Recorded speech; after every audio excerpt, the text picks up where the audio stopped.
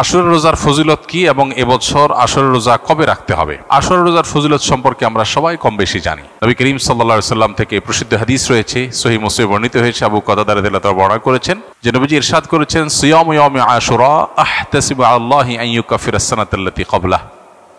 আশুরার রোজার ব্যাপারে আল্লাহর প্রতি আমার ধারণা হলো যে এর মাধ্যমে এক বছর পূর্বের গুনাহ আল্লাহ তাআলা মাফ করে দিবেন।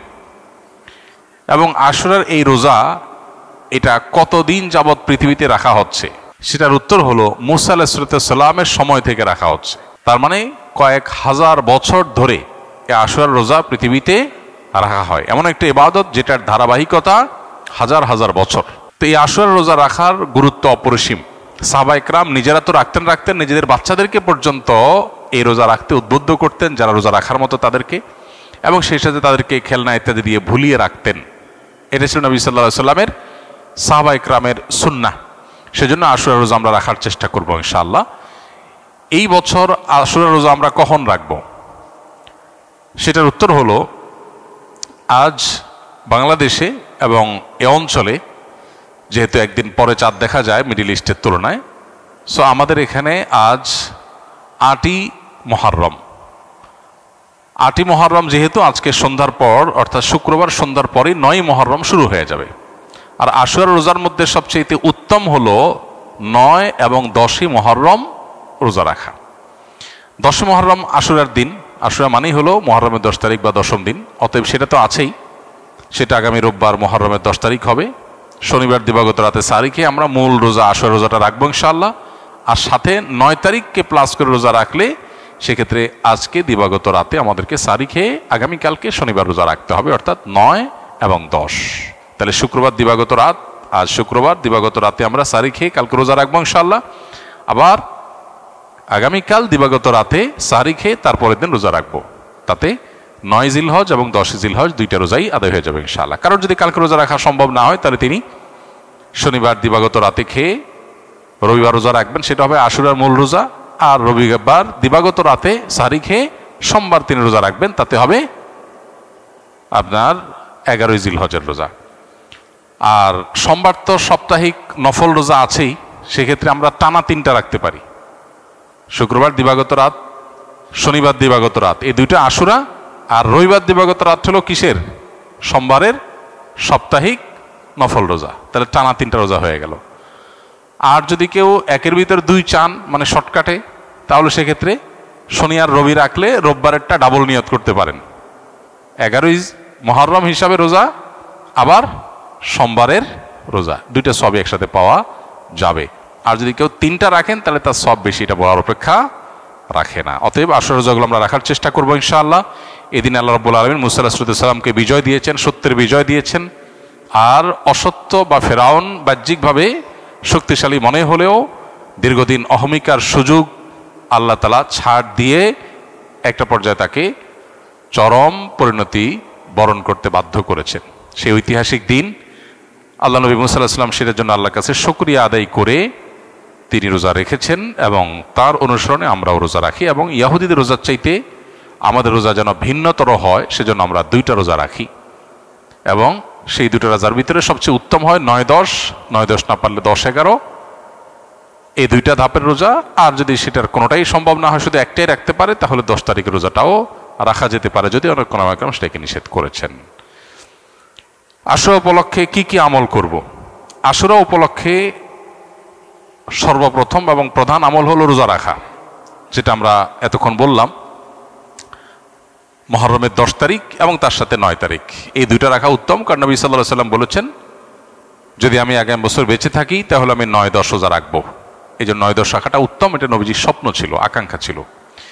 আর না হলে 10-11 রোজা রাখা, এটা হলো আশুরার প্রধান আমল। দ্বিতীয়ত, আশুরার এই দিবসের শিক্ষাটা গ্রহণ করা, এটা নিয়ে খুব বেশি আলোচনা হয় না।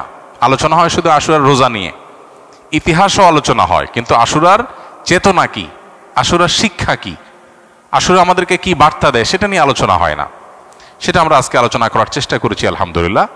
অতএব আশুরা উপলক্ষে প্রতি বছরই আমাদের এই শিক্ষাটা ধারণ করা দরকার যে সত্যের বিজয় হবেই হবে, 2 দিন আগে আর 2 দিন পরে, আর অসত্য এবং বাতিল লাঞ্ছিত, অপমানিত, পরাজিত, নিমজ্জিত হবেই হবে, সেটাও 2 দিন আগে বা পরে।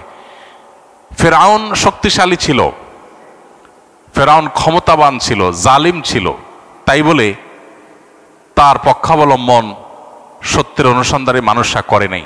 মুসা আলাইহিস সালাম দুর্বল ছিলেন, তার অনুসারী বনী ইসরাঈলও দুর্বল ছিলেন, তারা শোষিত ছিলেন, আর ফেরাউন শোষণকারী ছিল।